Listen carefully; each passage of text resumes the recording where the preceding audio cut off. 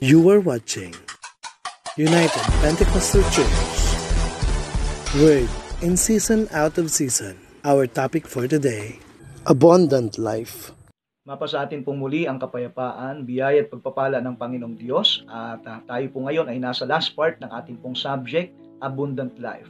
At ating pong napag-aralan ng unang 2 araw, meron pong layunin, magandang layunin ng Panginoong Jesucristo sa atin. Ang sabi po ng aklat po ng Juan, Kapitulo 10, talatang 10, kung paano po ang kaaway ay merong purpose na magnakaw, pumatay at pumuksa. Ang Panginoon naman po ay naparito siya upang magkaroon ng masaganang buhay ang bawat isa na susunod sa Kanya.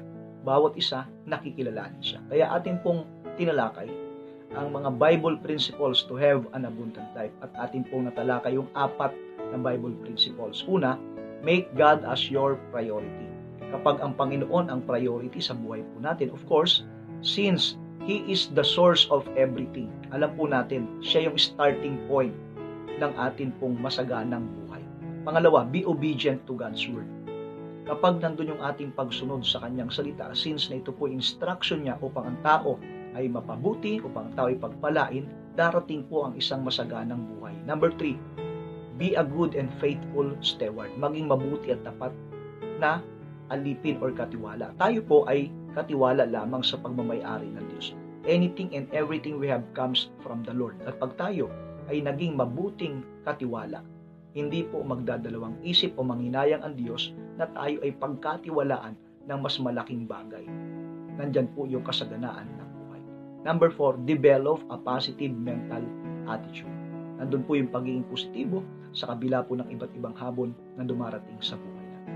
Ngayon po, ating tatalakayin yung natitira pang mga Bible principles to have an abundant life. Number 5, the principle of giving. Sinabi po sa aklat ng Lucas chapter 6 verse 38, ang Panginoon pong Jesucristo nagsasalita sa talatang ito, magbigay kayo at kayo'y bibigyan. Siksik, liglig at umaapaw ang ibibigay sa inyong kandungan, sapagkat sa panukat na iyong sinukat, doon ka rin susukatin. Napakahalaga po ng pagbibigay. Kung nais po nating maging masagana ang ating pong buhay, nandun po dapat yung ating ugali na tayo po ay giver person. Hindi po kasi tayo mabubuhay kung tayo po'y tanggap lang ng tanggap. Para po bagang sa inhale and exhale, hindi po tayo inhale ng inhale lang. Kinakailangan mag-exhale tayo. Hindi po dapat tayo kain ng kain lang. Kinakailangan po natin magbawas. So, ibig pong sabihin, nandun po yung process na tinatawag natin give and take process. At sa Bible principle, ang sabi ng Biblia, magbigay kayo at kayo ay bibigyan. Kung nais nating bigyan, kinakailangan tayo po ay marunong magbigay muna. Sinabi po ng Acts chapter 20 verse 35, it is more blessed to give than to receive. 2 Corinthians chapter 9 verse 7, God loveth a cheerful giver. Number 6, principle, the principle of humility. Ano man ang iyong marating, ano man ang iyong matamo, accomplishments, manatili pa rin po ang pagpapakumbaba. Sapagkat sinabi po ng Panginoon Kristo, Mateo 23:12, sino mang nagmamataas ay mabababa at sino mang nagpapakababa ay matataas. Proverbs chapter 22 verse 4, by humility and the fear of the Lord are riches, honor, and life. Kapag nandun yung pagpapakumbaba, pagkatakot sa Panginoon, yung yaman, yung karangalan at buhay ay darating. Number 7, be thankful. Magkaroon po tayo ng ugali na mapasalamatin. Because a thankful person, because a thankful heart, yan po yung nagiging daan upang tayo po'y makontent. Manatili po yung pagpapasalamat, hindi lang po sa kasaganaan, hindi lang po kapag mabuting bagay, hindi lang po kapag mabuting panahon, kundi kahit sa panahon na hindi mabuti. Si Job, nangyari po yung malaking pagsubok sa kanyang buhay.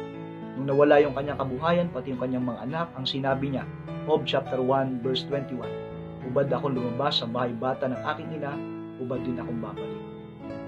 Diyos ang nagbigay, Diyos ang babawi. Purihin ang pangalan ng Panginoon. Nandun po yung kanyang pagpupuri, nandun yung kanyang pagpapasalamat.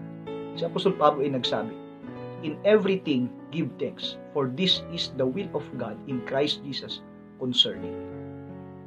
Kapag nandun po yung ating ugali ng pagpapasalamat, makikita at maasahan po natin ang contentment sa puso natin at darating po yung kasaganahan sa buhay natin kung ang mga Bible principles nito ay ating pong isasagawa. Tandaan po natin, tanging ang Panginoong Diyos ang nagbumula ng tunay na kasaganaan ng buhay.